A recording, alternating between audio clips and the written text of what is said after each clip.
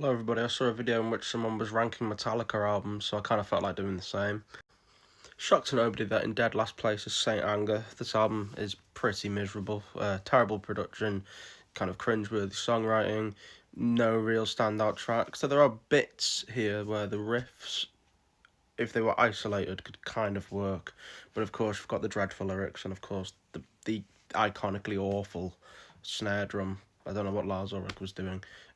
Pretty awful album, to be honest. Very, very dated as well at this point in time. But I do recommend the documentary about the making of Saint Anger. It's pretty good, so look for that. Coming in at second to last gets Death Magnetic, the follow-up album to Saint Anger. I think at the time a lot of people thought this was a big improvement on Saint Anger because it sounds more like a Metallica record, but this album really actually doesn't do anything for me. I think the production is really, really weak.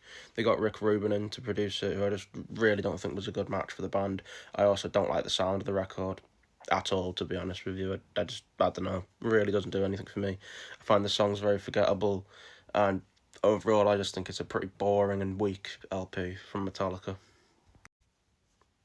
Next up, we've got Reload. This is obviously the follow-up album to Load. It was released in 1997. It's not brilliant. I mean, there's a couple of alright tracks on it, like Fuel, for example, being the biggest by far.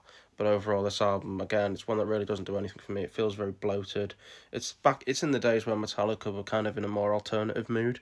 And, it's not really what you want from a Metallica record. And this one kind of has a lack of standout songs, if I'm being honest. Next up, we have the newest Metallica album, 72 Seasons. I quite liked this when it came out. I was quite positive about it, but, on hindsight, it really isn't anything new from the band. It sounds actually kind of identical to the album before this, which we'll get to. It's not a terrible LP by any means. The band all sound pretty good. It's got some decent riffs.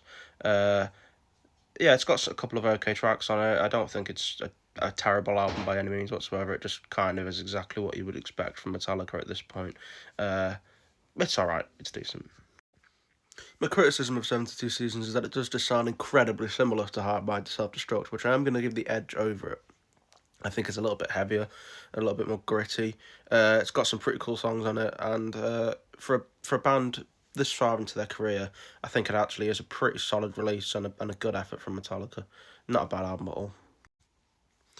Of the two albums Metallica released in the mid-90s, I certainly prefer Load. I think it has a good couple of decent standout songs. I think this is where the kind of more alternative thing that they were trying to do actually works a little bit better. I do find it a more enjoyable listening experience than Reload, certainly. Though I don't love the album, I do find it pretty listenable, and I don't think it's that bad. So now we're getting into the great albums, and Justice for All is, I think, a great record. It is just tarnished by some poor mixing choices, to say the least. Obviously, they've removed Jason Newsted's bass playing, but I do really love the anger and grit in the songs. I think the guitar playing's fantastic. There's a couple of kind of strange drumming bits on the record. I think there's some bit, a lot of the kind of Lars Ulrich cliches come out in this album, I think. But it's overall a really solid, and it's a classic Metallica album. It does just need that bass to elevate the mix, I think. If you've not heard it, get onto YouTube and listen to And Justice for Jason. I think it's the definitive version of this album with all the bass intact. Sounds great. Kill 'Em All is a fantastic thrash metal album with a lot of really fun tracks, a fast pace, and it really is a badass debut for Metallica. It is a record that pretty much kicks ass from start to finish. The riffs are awesome. The band's energy is just really, really fun. It's a very entertaining record from start to finish, and you can hear how young the guys are here, and the sound of the band certainly isn't as refined as it is even in the next album, but it's still a great listen and a really, really fun record. I'm a big fan. I think this record is a little bit divisive amongst Metallica fans because it is a bit less thrashy and it was released after And Justice for All, but I think the Black Album is an absolutely fantastic record. It's the band's most famous album, potentially, alongside Master of Puppets. It sounds amazing. It's full of massive, massive tracks, a lot of the band's most well-known songs. It's got some incredible riffs, and I absolutely love the production on this album. I think it sounds fantastic. Everything is very clear. It just sounds great. It has some wonderful deep cuts, especially towards the latter act of the album.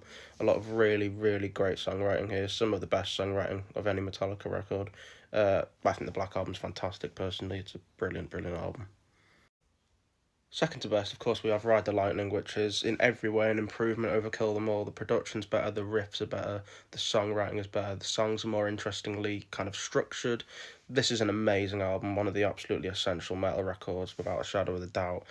It is iconic, it's brilliant. The guitar playing, the bass playing, even the drumming from Lars, the drumming is pretty awesome on these early Metallica records, I think. Hang me if you will. But yeah, I don't know what else to say about this record. It is just absolutely fantastic.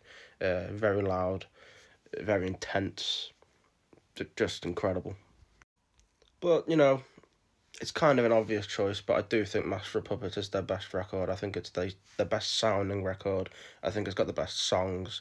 I think the progressive element to the tracks is absolutely fantastic. It's got the best riffs. It's got just, like I say, it builds on the production of the previous album again, and it just sounds the best out of Metallica's entire discography, in my personal opinion. I also think Battery is the best opening track of their career, to be honest. Not only Metallica's best album, but one of the greatest rock and metal albums of all time.